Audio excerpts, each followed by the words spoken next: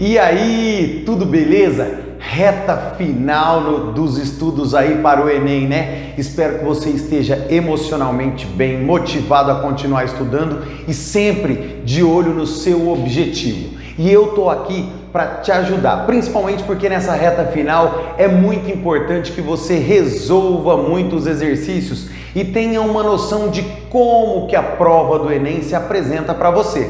Então nós vamos fazer a resolução dos exercícios de física do Enem 2019, beleza? Então pega a prova amarela e lá na prova amarela nós vamos resolver os exercícios de física, os 15 exercícios de física, a começar pelo exercício 91. Então dê uma olhada aí no exercício 91, dê uma lida que nós vamos começar a resolver agora. Vamos lá!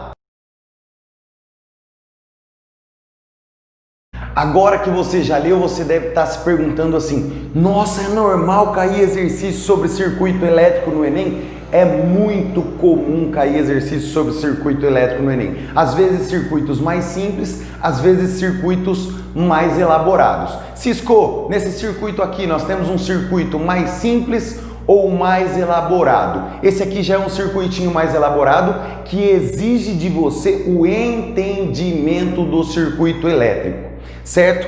Ele disse que aqui nós temos uma fonte de 120 volts, certo? Que vai fornecer energia à TV. Aqui nós temos TVs, a TV, e aqui nós temos lâmpadas. Só que o cabeamento já oferece uma resistência de 10 ohms. E note que essas lâmpadas elas foram colocadas em paralelo com a TV e tem esse cabeamento de 10 ohms. E ele disse que essa TV, ela pode ter uma DDP, a DDP da TV pode ser maior que 90 e menor que 130. Beleza? Maior que 90 e menor que 130. Agora o negócio é o seguinte: cada vez que eu ligar uma dessas lâmpadas aqui, ou mais, o que vai acontecer? Nós temos aqui uma ligação em paralelo. Em ligações em paralelo, quanto mais elementos em paralelo eu tiver, menor vai ser a resistência equivalente. Se a resistência equivalente aqui vai ser menor dessa partezinha em paralelo, certo? Então maior vai ser a DDP consumida pelo cabeamento. E aí menor vai ser a DDP no paralelo. Opa! Então eu vou trabalhar com o limite inferior, o limite de 90 volts. Por quê? Se eu for acendendo lâmpadas aqui em paralelo com a TV, eu vou diminuindo essa tensão total aqui, certo? Essa tensão no paralelo. Se eu vou diminuindo, o limite que eu vou atingir se eu acender muitas lâmpadas vai ser o de 90 volts. Então vamos para os cálculos. Agora, que cálculo que eu vou fazer? Eu vou fazer o seguinte cálculo, ó. Nós temos aqui o cabeamento e aqui vai existir uma corrente, certo? Essa corrente eu vou chamar de corrente total. Aqui vai existir uma corrente que eu vou chamar de corrente da TV. E em cada lâmpada vai existir uma corrente na lâmpada desde que ela esteja acesa, certo? Agora, eu sei que o limite que essa TV vai atingir quando eu for acendendo muitas lâmpadas é o limite inferior. Então eu quero que a DDP na TV seja igual a 90 volts, para eu ter uma ideia de como funciona. Se a DDP na TV é de 90 volts, eu posso aplicar a relaçãozinha do URI ou do RUI, como queiram. A DDP na TV é 90. A resistência da TV é 50. Isso vezes o I da TV. Conclusão, o I da TV é igual a 1,8 ampere, que é só passar dividindo. Se a corrente da TV é 1,8 ampere, a gente já sabe que no limite do funcionamento da TV, a corrente que vai estar passando vai ser 1,8 ampere. Ponto. Certo? Agora, quem que vai ser a corrente total? Bom, se a TV aqui está consumindo 90 volts, quanto está sobrando para o cabeamento aqui, ó, para esse resistor de 10 ohms? Está sobrando 30. Então eu posso dizer que U do cabo é igual à resistência do cabo vezes o que eu chamei de I total. O U do cabo é 30, já que em série a DDP se divide. Olha quantas coisas nós devemos pensar aqui. Isso que é igual a 10 vezes o I total. E no caso, o I total vai ser igual a... O I total vai ser igual a 3 amperes. Ok. 3 amperes. Se o total aqui é 3 amperes e o da TV é 1,8, vai sobrar para as lâmpadas, o quê? 1,2 amperes. E esse 1,2 amperes, como está em paralelo, vai ficar dividido pela quantidade de lâmpadas que tem. Só que quanto de corrente eu vou precisar para cada lâmpada? Ora, se a TV está submetida a 90 volts, todas as lâmpadas também estão. Então, o U da lâmpada é igual ao R da lâmpada vezes o I de cada lâmpada. O U da lâmpada, nós sabemos que é igual ao da TV, 90. O R da lâmpada, 200 vezes I. E dessa forma, esse I é o I da lâmpada. E dessa forma, o I de cada lâmpada vai ser igual a 0,45 amperes. Daqui você já pode terminar, tá? Por quê? Eu quero saber quantas lâmpadas eu posso acender. Eu posso acender uma quantidade de lâmpadas cuja corrente total não ultrapasse a corrente de 1,2 amperes. Então, ó, dessas duas informações aqui, o I das lâmpadas todas vai ter que ser igual a 1,2 amperes. Então eu posso falar assim, ó, que N vezes o I de cada lâmpada tem que ser menor que 1,2. Conclusão, vem para cá. O I de cada lâmpada é 0,45.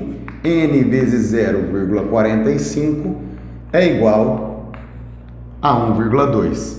Ou tem que ser menor que 1,2.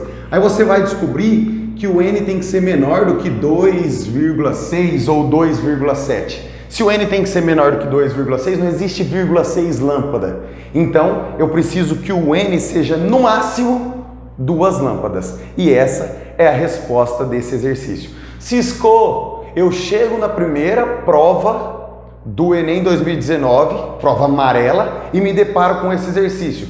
Devo ficar assustado? Não, tudo depende muito do que você sabe. Se você não tem facilidade em eletricidade e viu que vai exigir muito cálculo, pula, vai para a próxima questão, mas não deixe seu emocional se influenciar pela prova, beleza? Então vamos para a próxima questão, que agora é a questão número 95, certo? Então dê uma olhada na questão aí que a gente já resolve junto.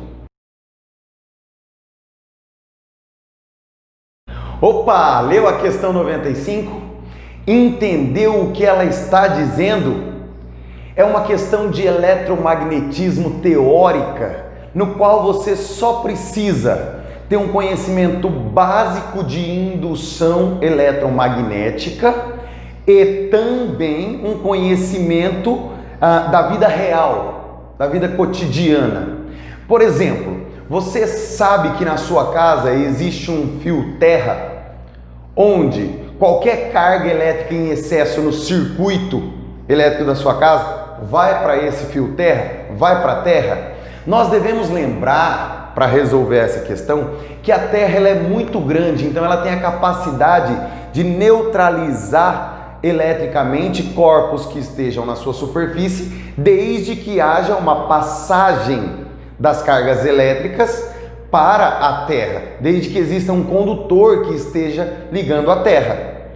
E quando eu falo isso, eu acabo já deixando claro qual é a resposta. Mas o que fundamenta tudo isso que o exercício falou? A parte mais importante do enunciado é essa, ó. As redes de alta tensão para a transmissão de energia elétrica geram campo magnético variável. Nós sabemos disso, nós estudamos isso durante o ano, que essas redes de transmissão transmitem corrente alternada. E corrente alternada gera em torno dela campo magnético variável, ora num sentido e ora no outro sentido. Aqui nos fios da cerca existem elétrons livres, que ao serem submetidos a uma variação de campo magnético, produzem corrente induzida, eles se deslocam. Então vai existir corrente elétrica induzida por essa variação do campo magnético da rede, certo? Correndo o risco de você tocar no fio e na hora que ocorrer essa variação, essa corrente induzida, você ser uma ponte do fio para a terra e aí você toma o choque, certo? Para isso não acontecer, o que você faz? Você pega um fio, você pega cada fio desse e leva na terra. Por quê? Porque aí a terra neutraliza os fios. Então, por mais que haja variação do campo magnético e haja uma tendência de corrente induzida se alguém tocar aqui, a pessoa não vai tomar choque porque essas cargas elétricas já vão ser levadas para a terra. Então o que precisa fazer de acordo com o que ele deu aí? Exercício típico de Enem. Ele te dá uma situação e pede para você interpretar o fenômeno e muitas vezes dar uma solução para o problema. E a solução para esse problema dado nada mais é do que fazer o aterramento dos arames da cerca. Porque fazendo o aterramento dos arames da cerca, as cargas elétricas em movimento elas vão para a terra e não vão usar o corpo de uma pessoa, por exemplo, para poder fazer a passagem, causando o que nós chamamos de choque, a passagem da corrente elétrica, que é o choque. Beleza? Alternativa A da questão número 95. Nós vamos para a questão número 97. Então dê uma lida aí que a gente já discute.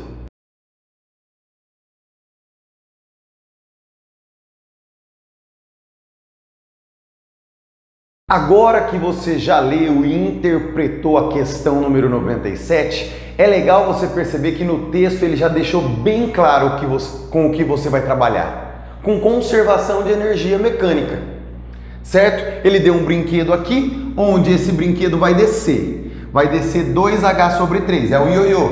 Então, de acordo com o que ele desce, esse ioiô roda.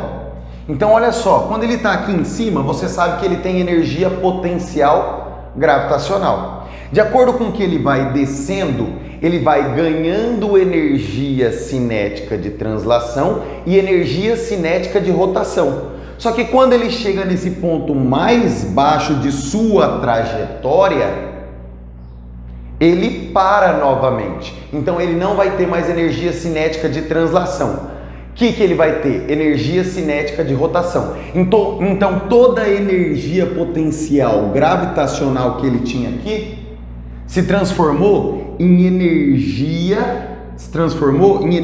cinética de rotação. Cisco, mas eu não sei fazer o cálculo da energia cinética de rotação. Eu não sei essa fórmula. Eu nunca vi ou eu não lembro. Você não vai usar a fórmula de energia cinética de rotação. Ele deixou bem claro. Você precisa entender que aqui em cima, quando o ioiô é solto, ele tem energia potencial gravitacional e ele não tem energia cinética de translação, porque ele não está descendo ainda, certo? De acordo com o que ele desce, ele vai transformando a energia potencial gravitacional em energia cinética. Enquanto ele estiver ganhando velocidade descendo, tem energia cinética de translação, mas no ponto mais baixo ele para e fica só girando. Então a energia potencial gravitacional no ponto mais alto vai ser igual à energia cinética de rotação no ponto mais baixo, conservação de energia. Agora, aí aqui que eu não sei desenvolver essa fórmula, você não precisa, foi isso que ele pediu. Então a energia cinética de rotação nada mais é do que mgh. Só abrir a fórmula de energia potencial gravitacional. Ele deu a massa do brinquedo Deu. Quanto que vale a massa do brinquedo? Deixa eu conferir aqui. Massa do disco, 30 gramas. Então aqui vai ser 0,03, porque tem que estar em quilograma.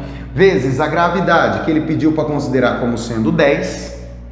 E a altura, opa, aí você tem que tomar cuidado. Ele não desce daqui até o ponto mais baixo. Ele só desce 2/3 de H. Então a altura é 2/3 de H.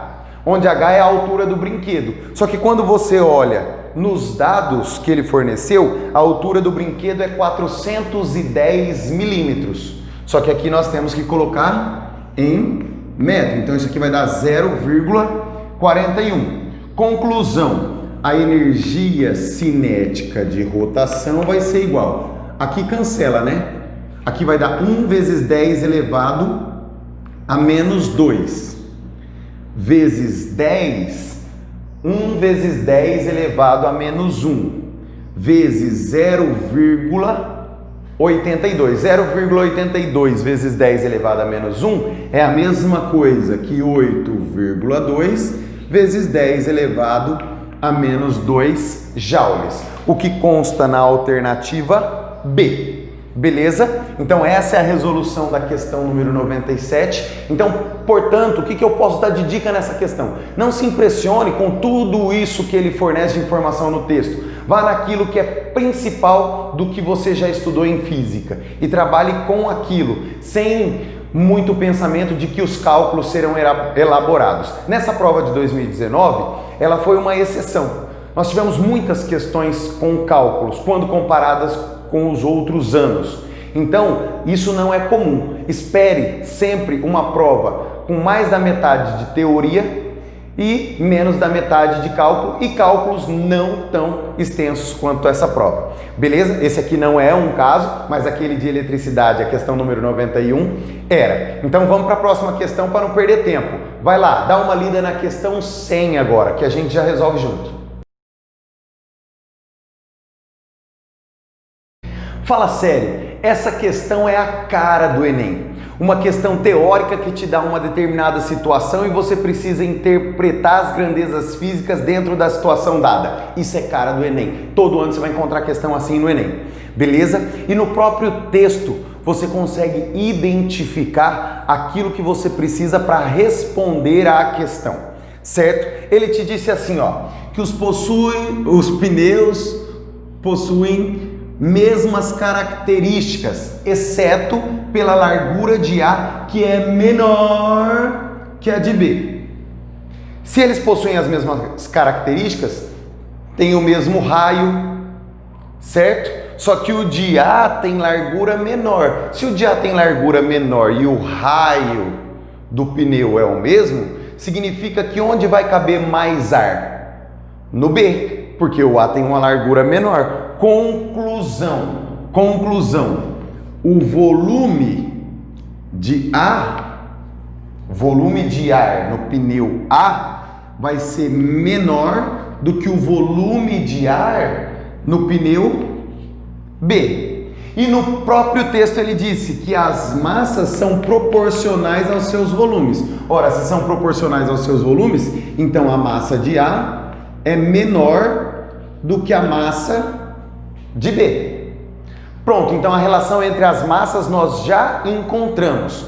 Beleza? Nós já encontramos. Agora vamos para a relação entre as pressões, porque o que ele quer nas alternativas é uma relação entre as massas e uma relação entre as pressões. E onde que eu vou olhar no texto para descobrir essa relação entre as pressões? Quando ele fala que A deforma menos que B quando submetida ao mesmo peso. Se A deforma menos que B é porque lá dentro do pneu tem mais pressão ou menos pressão? É porque tem mais pressão. Se tem mais pressão, você precisaria de mais força para deformá-lo. Isso significa que a pressão em A é maior que a pressão em B. Então aí você vai procurar a alternativa que diz que pressão em A é maior que a pressão em B e que a massa de A é menor que a massa de B. Questãozinha teórica, tranquila e que só de você prestar atenção no texto e conhecer o básico de física, você já consegue resolver. Beleza? Então tá aqui a resoluçãozinha da questão número 100, nós vamos agora para a questão número 103. Tá aí. Cisco, mas essa questão aí é uma questão de biologia. Não, é uma questão de física. Ah, mas pode ser de biologia, porque fala de cones, receptores. Eu julgo que essa questão é uma questão simplesmente de interpretação, onde nós temos ali no texto tudo o que nós precisamos para responder à questão. É uma questão autossuficiente. Em física, questões que são consideradas de física, você vai encontrar aí umas 2 ou 3 em qualquer Enem que você for resolver, que são questões autossuficientes, onde no próprio texto você consegue identificar o que ele está falando. Beleza? Então dá uma olhada. Ele disse que a protanopia é um tipo de daltonismo, onde a pessoa tem dificuldade de identificar o vermelho por conta da ausência de cones receptores dessa radiação. Então aí ele não consegue identificar o vermelho da mesma forma que as pessoas normais, certo? Então, o que ele dá no texto? Ele dá no texto todo esse diagrama de cores e fala assim, que vai colocar uma pessoa com protanopia e uma pessoa com visão normal para enxergar algumas cores. E ele quer saber qual cor que essas duas pessoas vão enxergar da mesma forma. Qual cor que essas pessoas vão enxergar da mesma forma? Quem tem protanopia não vai enxergar nada que tenha vermelho na sua composição. Então ele vai enxergar o vermelho? Não. Ele vai enxergar o magenta? Não, porque o magenta tem vermelho na sua composição. Vai enxergar o amarelo da mesma forma? Não. Não vai enxergar, não estou dizendo que não vai enxergar da mesma forma, certo? Do que uma pessoa normal, que é exatamente isso que ele está perguntando. Vai enxergar o branco da mesma forma? Não. A única cor que de fato eles vão ver da mesma forma é o azul. Por quê? Porque o azul ele não tem vermelho na sua composição, então, como a pessoa que tem protanopia só tem dificuldade de enxergar os objetos com cor à base de vermelho, ele vai conseguir enxergar o azul naturalmente como uma pessoa normal. Então a resposta correta, a alternativa E, azul, questão de interpretação. Vamos agora, fizemos a 103, vamos fazer a 107 então. Vamos lá. Vamos lá, ó. Questão número 107. Nós estamos numa construção civil, estamos construindo aqui um prédio e a 5 metros da cabeça de um operário está um tijolo de 2,5 quilogramas. E ele quer saber o seguinte: esse tijolo vai cair no capacete desse funcionário aqui, desse operário aqui. A força feita pelo tijolo sobre o capacete equivale a quantas vezes o peso do tijolo? Bom, o peso do tijolo é a massa do tijolo vezes a gravidade. Então, o peso do tijolo é de 2,5 kg vezes 10, que dá 25 newtons. Agora, nós precisamos saber qual vai ser a força que esse tijolo vai fazer quando ele bater na cabeça do operário. Ah, mas ele deu tempo. Então nós podemos trabalhar com dinâmica impulsiva, de tal forma que o impulso é a variação da quantidade de movimento.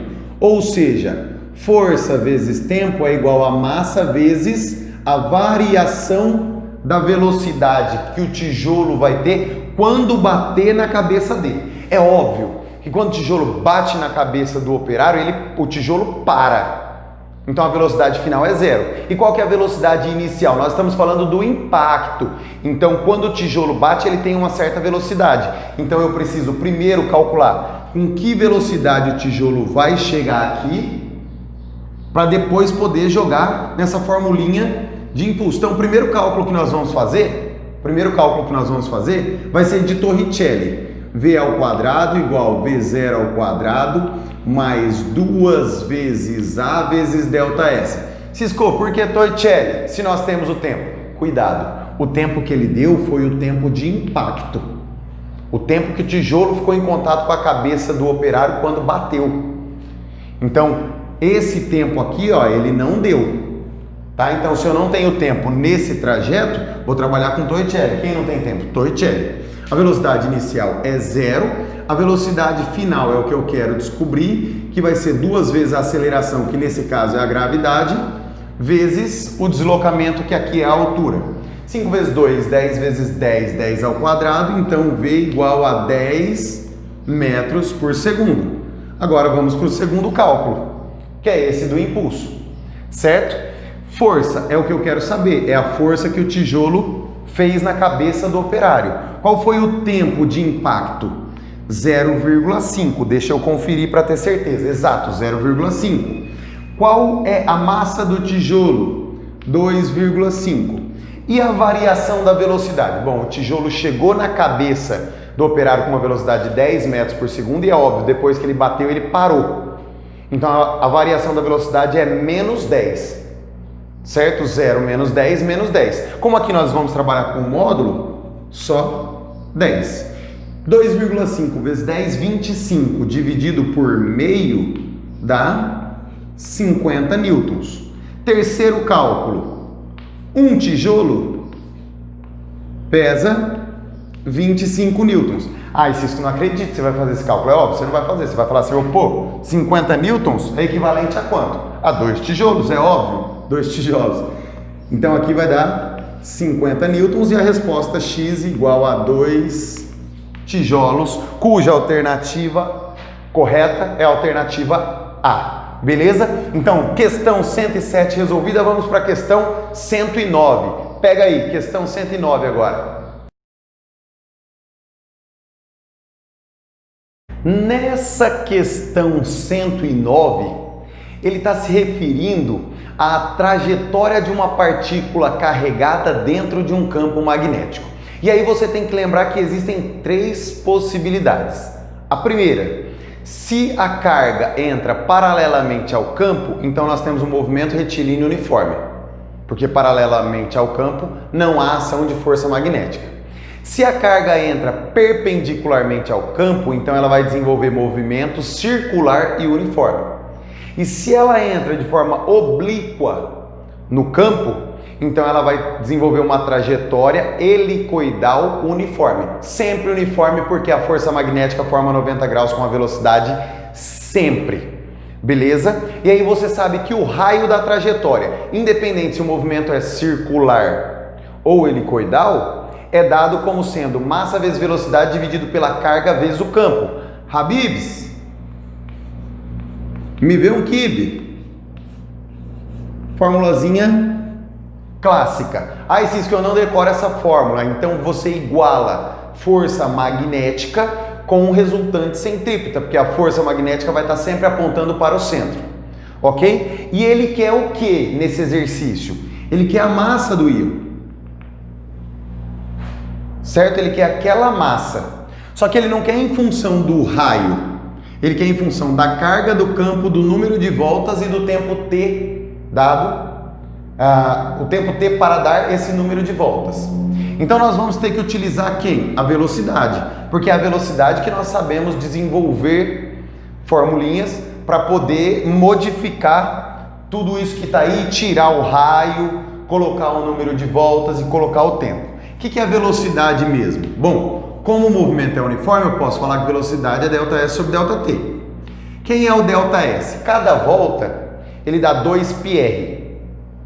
Ele percorre 2 πr. Só que aqui ele está falando que deu n voltas. Então o meu ΔS é n vezes 2 πr. Tudo isso dividido pelo tempo. Ah, o tempo é o tesão, né, Cisco? Não. Tesão é o período. E o período é para quando é uma volta. Aqui ele deu n voltas. E ele falou que quando dá n voltas, o tempo é t. Então eu vou colocar aqui t. Isso significa que no lugar dessa velocidade aqui, eu posso colocar essa expressão, porque aí aparecem o número de volta e o tempo t que ele está querendo na alternativa, certo? Então, ó, passando esse QB multiplicando, vai ficar RQB igual a m, que é o que eu quero, vezes a velocidade que eu vou substituir, porque eu não quero nada em função da velocidade. N vezes 2πr dividido por T. Ah, aí ficou massa. Por quê? Porque agora eu consigo cancelar o R e aí sim eu vou conseguir deixar a massa em função de NTBQ. NTBQ. Então agora é só isolar a massa. Isolando a massa, eu vou passar o T multiplicando, vai ficar QBT em cima, dividido. O M eu vou deixar aqui, eu vou passar o restante dividindo. Então vai ficar 2πn embaixo. E aí você vai olhar em qual alternativa que você tem essa resposta. Quando você olha aí, logo de cara, a alternativa A é que fornece essa relação. Então a alternativa correta, alternativa A. Beleza? Mais uma questãozinha de eletromagnetismo. Vamos agora para a questão número 113. Dá uma lida aí para a gente resolver junto. Vamos lá.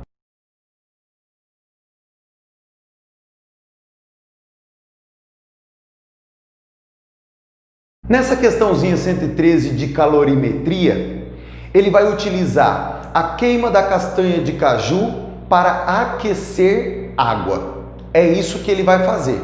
Ele dá algumas informações importantes no texto para a hora de você fazer o cálculo. A primeira delas é uma observação de tabela. Ele fala que cada porção de 10 gramas de castanha de caju tem um valor energético de 70 quilocalorias. Só que no texto ele disse que vai queimar 2,5 gramas. 2,5 gramas é 1/4 de 10. Então, quanto de energia esses 2,5 gramas de castanha de caju vai liberar? Então, é só fazer a continha. Vou até fazer de uma forma simples aqui, ó. 70 quilocalorias é para 10 gramas. X quilocalorias para 2,5 gramas, porque eu só vou queimar 2,5, não vou queimar 10. Quando você faz o cálculo, isso aí dá X igual 70 dividido por 4, porque se eu simplificar aqui, ó, dá 4 e 1. 70 dividido por 2, 35, 17,5 quilocalorias. Beleza? Agora nós vamos utilizar metade dessa energia para quê? Nós vamos utilizar metade dessa energia para poder aquecer os 350 gramas de água. Aí, formulinha do que macete. Quantidade de calor é massa vezes calor específico vezes a variação de temperatura da água. Quem vai fornecer calor? Esses 2,5 gramas de castanha de caju. Quanto que fornece? 17,5, então eu vou colocar 17.500, porque eu não vou trabalhar com quilocaloria, já que o calor específico dado na água aí está em caloria e não em quilocaloria. Só que todos esses 17.500 calorias, todas essas 17.500 calorias são aproveitadas? Não, só metade. Por quê? Porque ele diz que o aproveitamento é de 50%. Isso que é igual a 350 gramas de água vezes o calor específico vezes a variação de temperatura da água. Se eu passar aqui multiplicando, vai ficar 17.500 igual a 700 vezes delta-teta. Aí é só fazer a divisão. Corta. 17 dividido por 7 dá 2. Sobra 3. Então, delta-teta é igual a 25 graus Celsius. Se a temperatura da água inicial era 20, delta-teta é temperatura final menos temperatura inicial. 25 igual a 20, igual a teta final, que é o que eu quero saber, menos 20, e portanto a temperatura final é de 45, porque passa para o outro lado, fica positivo, 45 graus Celsius. Ai, Cisco, não precisava fazer essa última conta, vai. Se a variação é 25 positiva, significa que aumentou 25 e era 20, 45, alternativa C, de saco. Beleza? Brincadeira. Então, questão 113 Resolvida? Vamos para a questão número 117. Bora lá, pega aí, ó, dá uma olhadinha aí que nós vamos resolver. Slackline. Já começo falando essa palavra porque depois eu não quero falar de novo, já que toda vez eu confundo. Eu começo a falar uma, duas vezes, daí a pouco eu tô falando tudo errado. Então vamos direto para a questão aqui, ó. Tem uma pessoa fazendo essa atividade física, certo? E ela tá bem no meio aqui, ó, da corda, certo? E é uma corda só. Se é uma corda só, significa que a tração em todos os pontos é a mesma. Então eu posso pensar que aqui, ó, existe uma força de tração T, que é exatamente o que ele quer saber, qual é a força que a corda está fazendo na árvore. É a força de tração T. E aqui eu tenho a mesma força de tração T. Quando eu digo a mesma, eu estou falando em intensidade. E essas forças de tração também atuam no menino aqui, ó. Eu tenho aqui uma força de tração T e tenho aqui uma força de tração T. Certo? E que outra força que está atuando no menino? O próprio peso dele. O próprio peso dessa pessoa. Como o exercício já deu a massa, que é 80 kg, nós sabemos que esse peso aqui é de 800 newtons. Beleza? Agora, o que nós precisamos fazer? Bom, nós precisamos descobrir qual é a intensidade dessa força de tração. Como essa pessoa está em equilíbrio, as forças se anulam. Essas duas forças de tração são forças inclinadas. E toda força inclinada eu posso decompor numa direção X e numa direção Y. Mas o que me importa aqui é a direção Y. Eu vou ter aqui, ó, um TY devido a essa tração que leva lá, que está segurando a corda lá na árvore da direita. E vou ter também um TY nessa parte da corda que está presa na árvore do lado esquerdo. Cisco, e os TX? Não vai ser necessário. Por quê? Porque verticalmente as forças já têm que se anular. E se elas têm que se anular, então 2TY vai ter que ser igual a P em intensidade. Tem sentidos opostos. Se tiver a mesma intensidade, equilíbrio. Certo? Daí quem que é TY? TY é T vezes seno, Y sem sono, seno de que ângulo? Ele disse que o ângulo aqui, ó, é de 10 graus. Isso que é igual ao peso. Substituindo os valores dados, nós teremos 2 vezes T vezes 0,17, deixa eu confirmar, igual ao peso. Não é 80, é 800. Como aqui dá 0,34, então a tração vai ser 800 dividido por 0,34. Cisco, esse cálculo é muito chato de fazer, eu perco muito tempo. Busca um número próximo de 34 que seja múltiplo de 8. 32, por exemplo. Então aí você vai fazer a continha, ó. 800 dividido por 0,32. Ai, Cisco, mas e aí se as alternativas estiverem próximas? Dificilmente isso acontece no Enem quando a continha não é exata. Então, você pode sim fazer essas aproximações, mas sempre de olho nas alternativas, porque na maioria das vezes essas alternativas vão estar bem distantes os valores, certo? E aí você fazendo isso vai ficar, ó, 80 mil, estou multiplicando por 100 embaixo, em cima e embaixo, dividido por 32. Quando eu faço 8 dividido por 32, aqui dá 4 e aqui dá 1. Aí 10 mil dividido por 4 dá 2.500. 2.500 é 2,5 vezes 10 elevado à terceira. Qual a alternativa que está mais próximo desse valor? 2,4 vezes 10 elevado à terceira Newton. Essa é a tração aproximada que está atuando no fio e, portanto, que está puxando a árvore, que está atuando da corda na árvore. Beleza? E essa é a resolução da questão número 117. Agora nós vamos para a questão número 120. Pega aí, questão 120 para a gente estudar.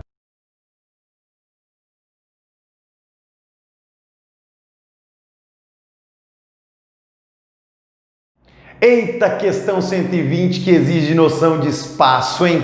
Então, ó, nessa questão número 120 que você acabou de ler, você viu que entra fragmentos de um foguete na Terra e aparece aquele rastro luminoso no céu, e quando entra na atmosfera terrestre, entra exatamente sobre a cidade do Rio de Janeiro e cai no Oceano Atlântico. Então presta atenção, desde que esses fragmentos entram na atmosfera terrestre até atingir a superfície da Terra, exige um tempo. E enquanto ele está percorrendo a atmosfera terrestre até chegar na superfície, a Terra também está girando.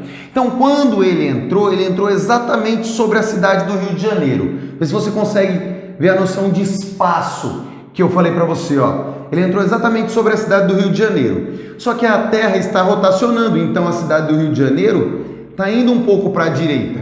No caso aqui, ó, rotacionando nesse sentido, olhando de cima, anti-horário, né? Então a cidade do Rio de Janeiro vai estar um pouco à direita aqui. Para os fragmentos caírem no Oceano Atlântico, esses fragmentos têm que girar mais do que o Rio de Janeiro, não é? Em relação ao eixo da Terra. Porque se eles tiverem uma mesma velocidade angular do que a cidade do Rio de Janeiro, ele vai acompanhando a cidade do Rio de Janeiro e iria cair sobre o Rio de Janeiro. Então, para resolver essa questão é simples. Primeiro, se os foguetes tivessem sentido oposto ao da rotação da Terra, então não iria cair no Oceano Atlântico, certo? Iria cair onde? Iria cair ou aqui na Argentina, Uruguai, ou aqui no oceano, no outro oceano, não lembro não. Agora, enfim, aqui ó, ele veio para cá, só que ele caiu no oceano. Se o Rio de Janeiro estava aqui, ele caiu um pouco para cá, significa que angularmente, pensa aqui ó, o Rio de Janeiro percorreu esse ângulo, o foguete percorreu esse ângulo para poder cair no Oceano Atlântico, esse ângulo. Então ele percorreu um ângulo maior no mesmo intervalo de tempo. Então a velocidade angular dos fragmentos do foguete é maior do que a velocidade angular da Terra, e os fragmentos do foguete estão no mesmo sentido do movimento de rotação da Terra. E aí então nós olhamos nas alternativas, ele fala: de acordo com os fatos relatados, a velocidade angular do foguete em relação à Terra no ponto de reentrada era igual à da Terra? Não, se fosse igual à da Terra ia cair exatamente sobre o Rio de Janeiro. B, superior à da Terra? Sim. No mesmo sentido? Sim. Por que no mesmo sentido? Senão não cairia no Oceano Atlântico, cairia ou em território ou no outro oceano. Beleza? Ok? Então, questão 120 resolvida. Questão que exige noção de espaço e o conhecimento de velocidade angular. Beleza? Vamos agora para a questão número 122. Vê aí, ó, questão 122, dá uma lida que a gente já resolve junto. Bora! Questão 122 é uma questão de transmissão de calor com calorimetria, certo? Inclusive algumas pessoas acham que transmissão de calor está dentro de calorimetria, o que não é problema nenhum também. Mas enfim, o que ele faz? Ele pega aqui, ó, dois recipientes e pendura em material, num fio isolante aqui, gelo, certo? Gelo, aqui temperatura. Ele disse aí que o gelo está a 0 graus Celsius. Então ele está já no ponto de fusão, ele já vai começar a derreter, certo? E coloca nesses dois recipientes para entender quanto vale a condutividade térmica. Deixa eu ver se foi esse o termo que ele usou, porque às vezes aparece condutibilidade, então tá aqui, ó, certinho, condutividade térmica, certo?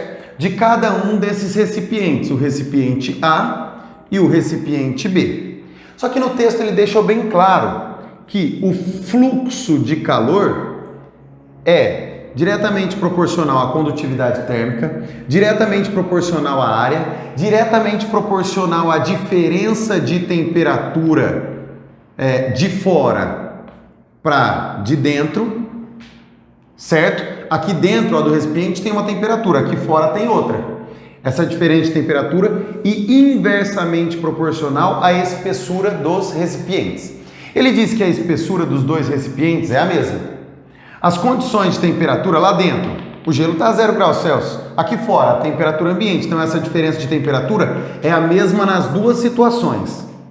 A área é a mesma? Não. A área não é a mesma porque aqui eu tenho a área da superfície de um cubo e aqui eu tenho a área da superfície de um paralelepípedo. Então você vai precisar dos conhecimentos de matemática da parte de geometria espacial para poder fazer esse cálculo da área. Então a área é diferente. A condutividade térmica também é diferente, inclusive é a relação entre as condutividades térmicas que ele quer saber.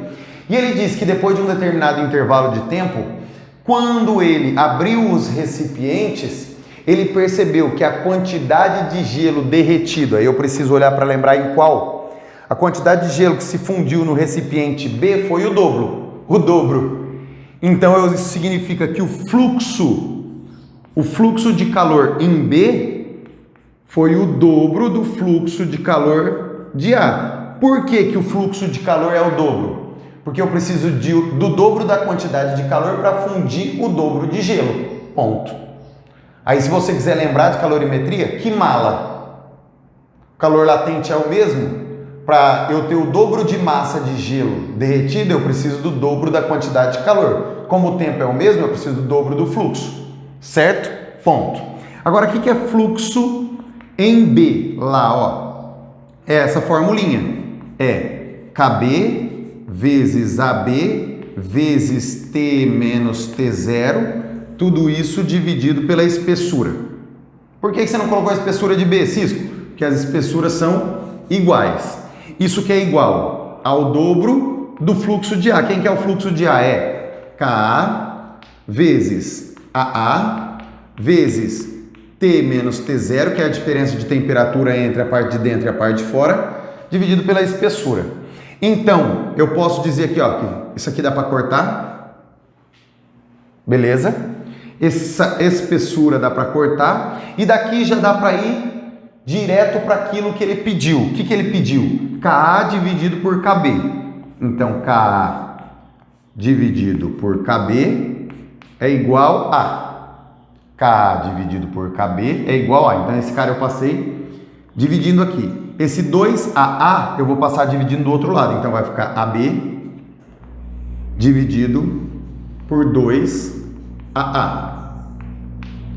Quem é a área da superfície de B? É a área da superfície de um paralelepípedo, que é 2 vezes A vezes B mais B vezes C mais A vezes C. Então aqui vai ficar assim, ó, 2 vezes 60 vezes 40 mais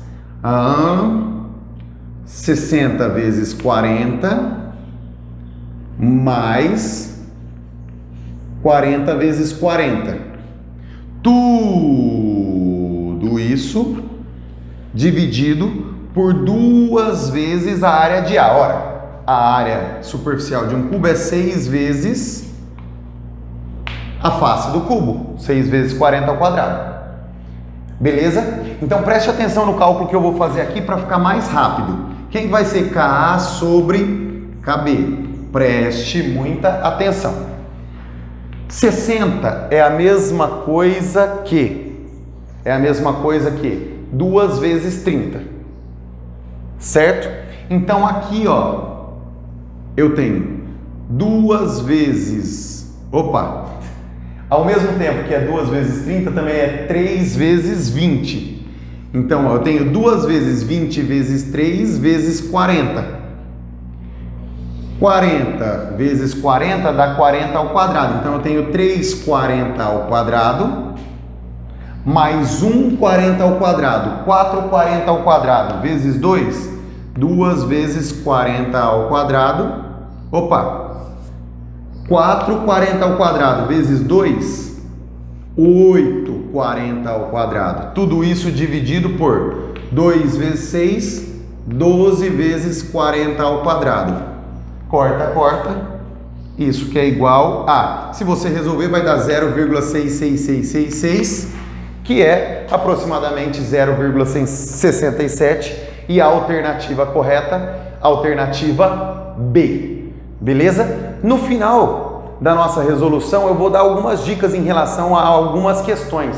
Por quê? Porque tem questões que não vale a pena você gastar tanto tempo. Se você vê que você vai ter dificuldade nessa questão, ou mesmo naquela questão número 91, a primeira lá, são questões onde você fala assim, opa, essa eu vou deixar para o final. Se der tempo você resolve, se não der você chuta, beleza? Mas deixa que no final eu vou falar isso novamente. Vamos agora para a questão número 124. Bora lá!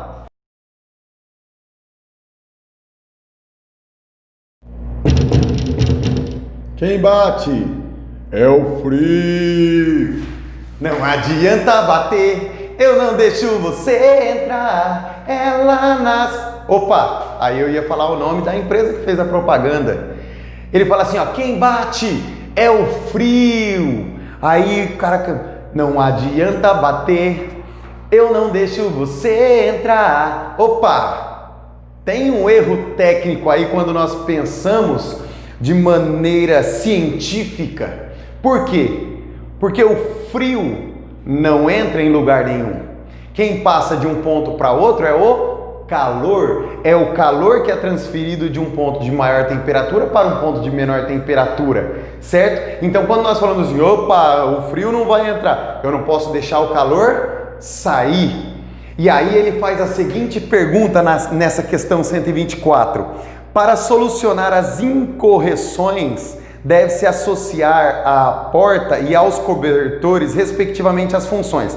Qual é a função da porta e dos cobertores? Quando você coloca o cobertor, o que você quer? Você não quer deixar o frio entrar ou você não quer deixar o calor sair? Você não quer deixar o calor sair. Por isso a porta, o cobertor tem que ser feito de material isolante, que não deixa o calor passar de um ponto a outro. Então ele bloqueia a transmissão de calor e segura ali dentro quentinho. Então vamos ver qual é a alternativa que condiz com isso que a gente aprende, que a gente aprendeu durante as aulas de termologia. Vamos lá. Para solucionar ele tem que falar que a função dos cobertores é aquecer a casa e os corpos. O cobertor vai pegar e mandar calor para o nosso corpo? Não, o cobertor está na temperatura ambiente, ele só vai bloquear que o calor do nosso corpo passe para fora. B. Evitar a entrada do frio na casa, exatamente isso que não acontece. O calor quer sair da casa, porque lá fora está mais frio. O calor quer sair da casa, não é o frio que quer entrar. Espontaneamente, o calor só passa de um ponto de maior temperatura para um ponto de menor temperatura. C. Minimizar a perda de calor pela casa e pelos corpos? Perfeito. Pela casa, porque ele está falando da porta, e pelos corpos, porque ele também está falando do cobertor. Então, eu vou perder menos calor, porque por serem de materiais isolantes, ele vai segurar o calor aí, vai diminuir a perda, porque de certa forma, acaba tendo perda sim. Então, a alternativa C é a alternativa correta. Beleza? Questão número 124 feita. Vamos para a questão número 129. 129. Vai lá, dá uma lida para a gente resolver.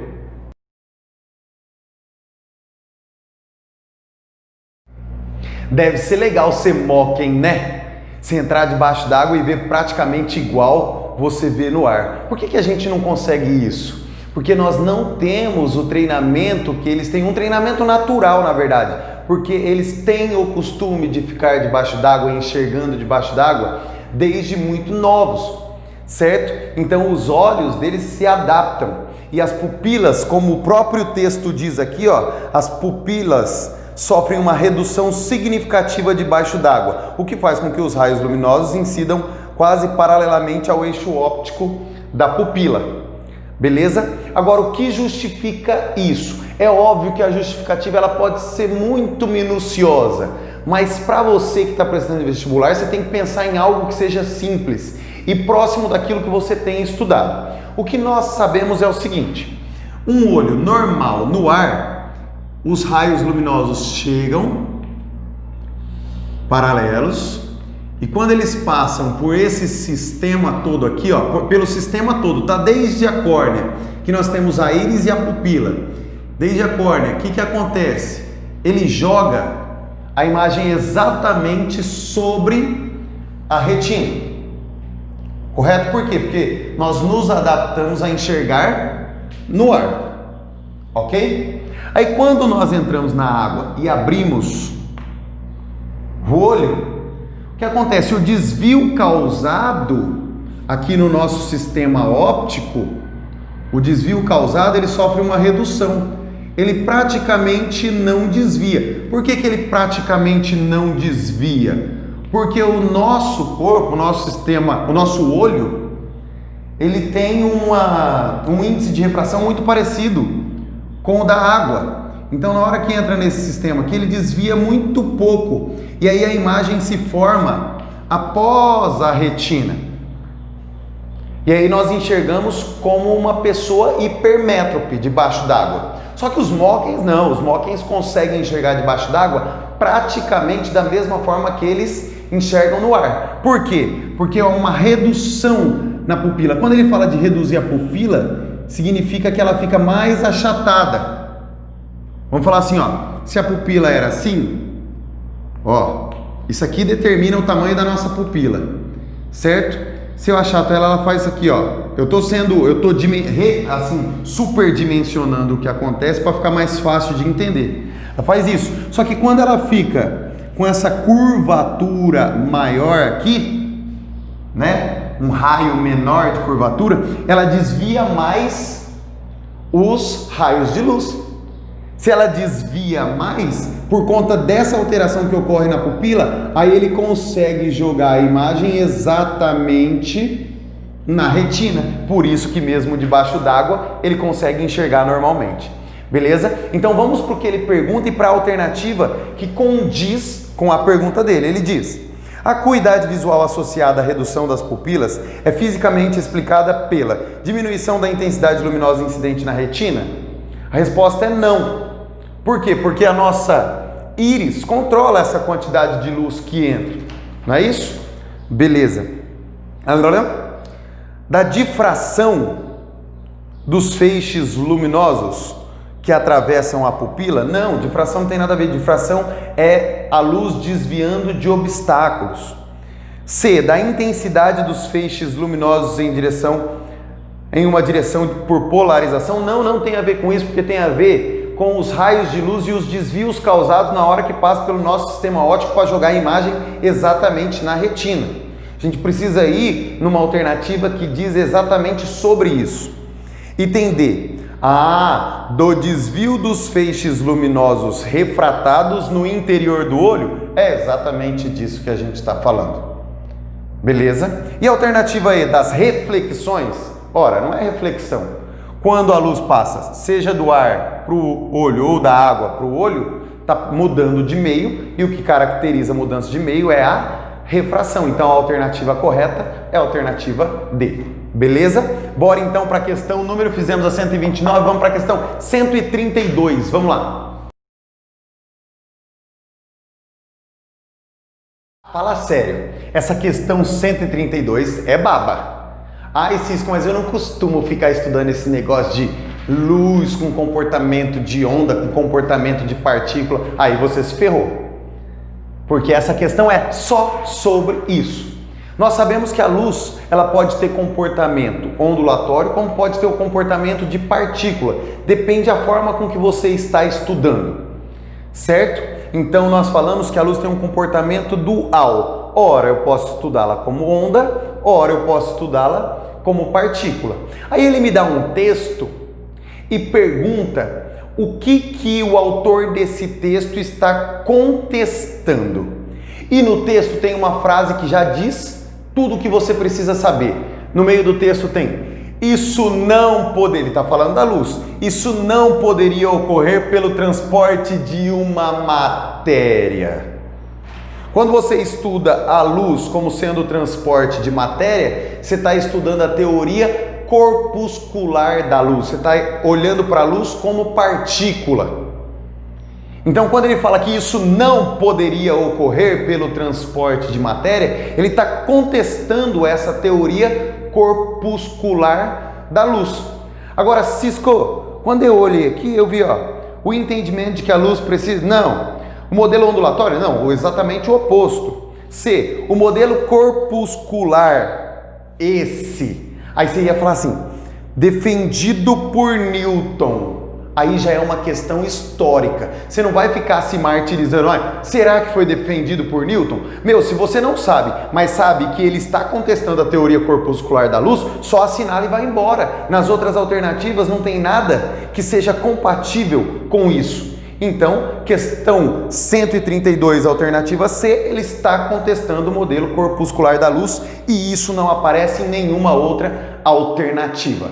Beleza? Então, questão 132 feita, vamos agora para a questão número 135. Dê uma lida e dê uma analisada nessa figura aí para a gente resolver. 135, vamos lá.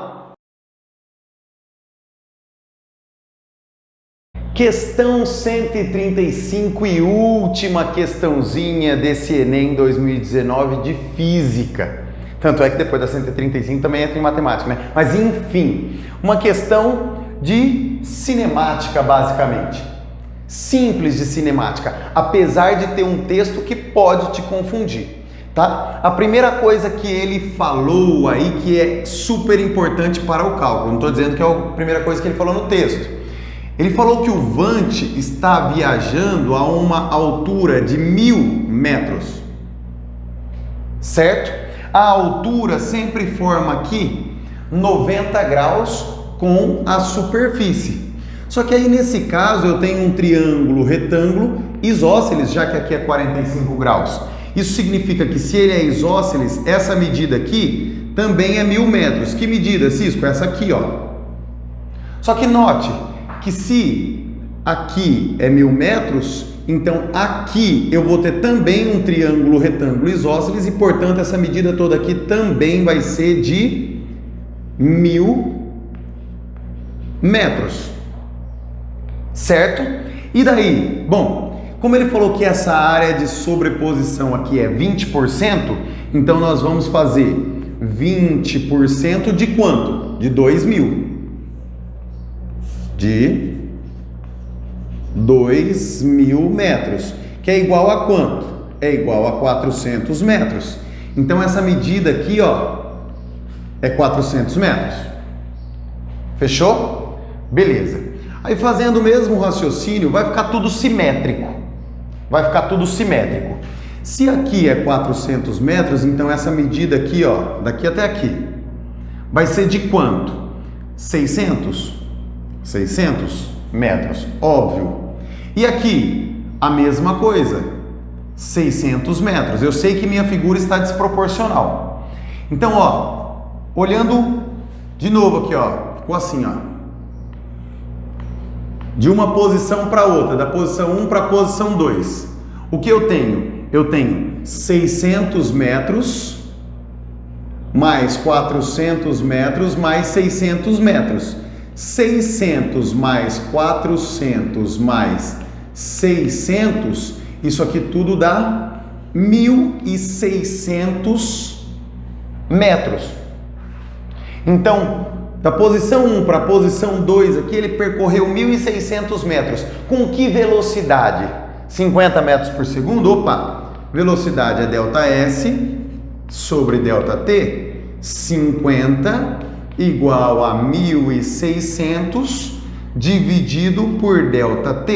E, portanto, ΔT vai ser 1.600 dividido por 50. Corta, corta, 16 dividido por 5 dá 3,2 vezes 10, 32 segundos. E, portanto, olha a pergunta dele.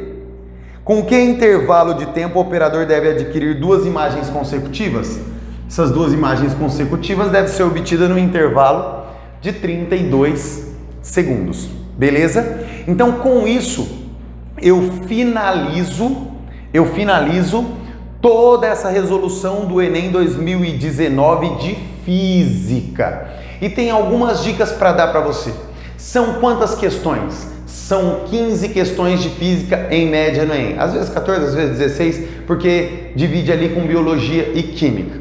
Tá? 15 questões. Se escolher dessas 15 questões, Eu tenho o direito de chutar quantas? Geralmente existem 3 questões com um nível de interpretação muito alto ou com muito cálculo. Essas 3 questões são questões de você chutar. E como que eu vou identificar, Cisco? Resolvendo provas. Resolvendo provas é que você vai pegando a malícia de qual questão que você vai chutar. Então coloque esse número na sua cabeça. 3 questões. 3 questões eu me dou o direito de errar. Quando você se dá esse direito de errar, mentalmente você está chegando na prova e viu uma questão, mesmo que seja a primeira. Opa, é uma questão que eu não consegui interpretar direito, que parece que vai ter muito cálculo ou coisa do tipo, sem peso na consciência, vai para a próxima.